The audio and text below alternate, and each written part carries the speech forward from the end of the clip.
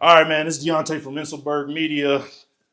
Back here with my brother again. I wanted to show him a little something about how I was just sitting in bed this morning. Just this dude was just going off about how our financial system was basically corrupted by a handful of people. So let's just get straight into it. Who was invested in all those banks that got bailouts back in 08? That would be BlackRock and their CEO, Larry Fink. Okay, and who was in charge of who got those bank bailouts from the government back in 08? Federal Reserve, who worked with BlackRock and their CEO, Larry Fink.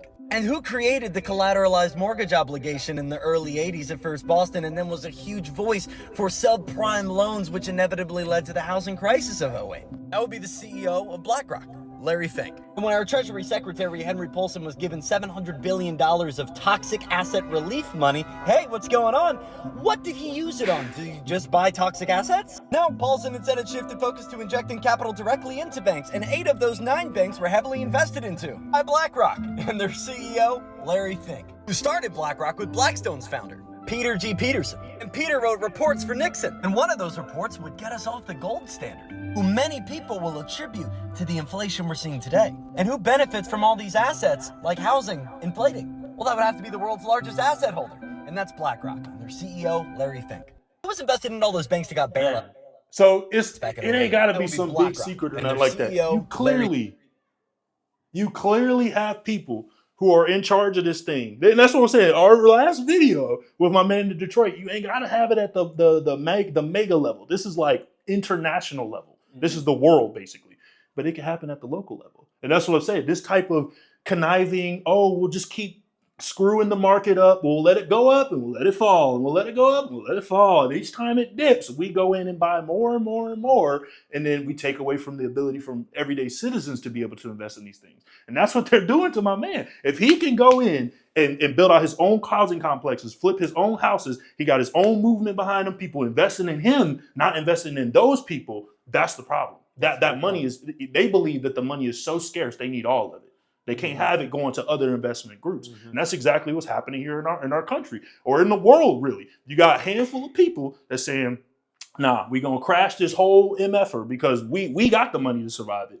But then when that crash happens, we come and buy all the assets. So it's just another example of the money becoming so concentrated into the hands of a few, whereas we need to get back to an economic situation where small businesses are controlling the wealth, communities are controlling the wealth within their own community.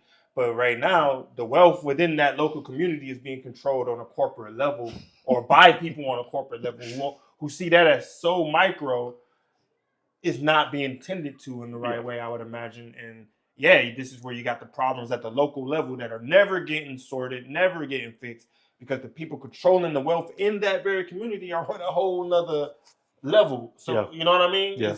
If that even makes sense what I just said, but it's like, yeah, man, that's a big problem when that wealth is concentrated in the hands of the few. But how do you fix that?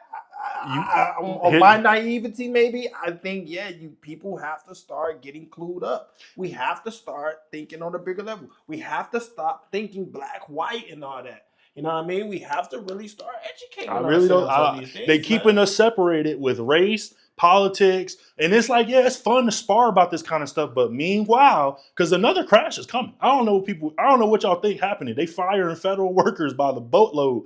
10, 20,000 people getting fired at a time. These are government jobs. These people had cushion jobs, i.e. they were just getting money. So these people were feeding into the economy as well. So what happens when them people can't feed into the economy no more? Now we got to rely on more and more wealthy people to prop the economy up. And that's what we're seeing right now. Our economy is being propped up by people who are asset holders. So we're talking about Larry Fink and all this, but anybody who owns a house, anybody who owns businesses and stuff like that, and like not just businesses, like asset generating businesses, asset buying businesses, things like that, where you own property and it's not only do you make money from your business, but if the business failed, you could sell this property. That's what we're talking about. So people in them types of situations they don't care about Larry Fink and all that because they worry about their own piece of the pie. But at the end of the day, when all this shit crashes, they're going to come buy your building. It won't be any of us who buy, Puff or whatever when it goes out of business, that building there. It's going to be BlackRock that comes and consume that building and let it rot. Because then the property value will continue to go down. It'll bring the value down of everything else around it. It'll cause desolence and everyone will move away, try to go to another part of town or move to another city. And this is what they want. They want you to divest so that they can come in and buy it at a cheap price. That's all this is. I don't know. What y'all think? Y'all think we just chatting Well, No, go Are we ahead. chatting rubbish? I don't know, man. Like, are we just chatting fluff? Are we just talking shit? We just here with each other. Conspiracy theorist type stuff. I mean, hey, man, I would love to hear what people who have real deal knowledge on economics and the system and what's happening. Can anybody back up what we're saying? Or is it something to go against what we're saying? Because, hey, man, it's looking pretty clear to us. Like, it's great. But I think anybody who's been paying attention to anything financially over the past few years could tell you that these signs have been showing, especially with COVID. That was the first dip. We saw. But you go up and down Northwestern, down Detroit, all them business buildings are for lease. Who own that building, bro? Local banks. When the local banks collapse, who buy out the local banks? The major banks. Who owns the major banks? BlackRock. So it's man, but you know what's even crazy? Like he said, they voted and got the gold standard out the way back in the day. So that means you're not even backing the wealth with real deal like asset. But you're talking about all these asset holders and coming and buying this and then holding this. And they doing all this with credit. They not even using real deal money to even back all this stuff when they go and buying up this and buying up that and holding on this. And that's a problem. Exactly. You know what I mean? When it's going to fall. Because that's just credit. You know what I mean? That's fake money that they backing his values and everything off of. But they got the fake money. So they got all the money, but they're not putting it back in the economy. No, not only that, that's where they hide their money for tax shelters. So that's what I'm saying. That's why you can't raise the taxes on the rich. That shit don't work. All it does, they throw it in tax shelters and we still don't get the money from them. So what do? They increase the lower taxes, but they do it at your local level. That's how this stuff goes. But we ain't talking about that right now, but that's what I'm saying with the Trump situation.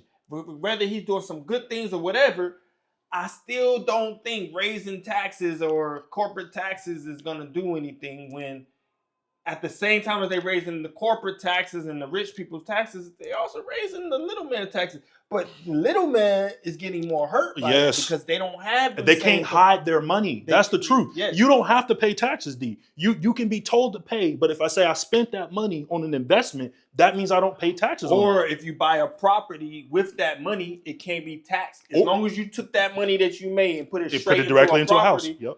As we know, because our stepdad, he's a chartered accountant and CFO. We know, like, oh yeah, that's a way to keep your money from being taxed until you take the money out or you sell that house. Which here we go. That's why you hold on to these assets, because you don't pay no taxes until you get rid of it or you sell it or you pour the money back out. But these people, they don't need to because it's all backed by credit. But the people also who can play this game have the money to play it. And if you don't have this money, you paying taxes because you have no way to hide your money because you need every dollar you get. That's the difference. So it's like, that's why tax the rich does not work. And meanwhile, while the money in millions sitting in the bank account, they ain't got to touch it because they keep going off of credit. Yeah. You getting 10%, this and that percent interest. Yeah. Your money, your $20 million is gaining that dang $5 million every month just for sitting there. I'll tell you right now, he's the one thing I think most people is gonna fly over their head is the gold standard thing. That was a play to get us in the position that we're in now. There's no way that the assets could have inflated as fast as they did if we were still on the gold standard. You need to do a video. That's exactly what it is. I need to do more research into that specifically. 100%. What did that mean for us? And I don't think a lot of people understand that. I don't understand it either. The simple synopsis is, if you take us off the gold standard, we can inflate this money.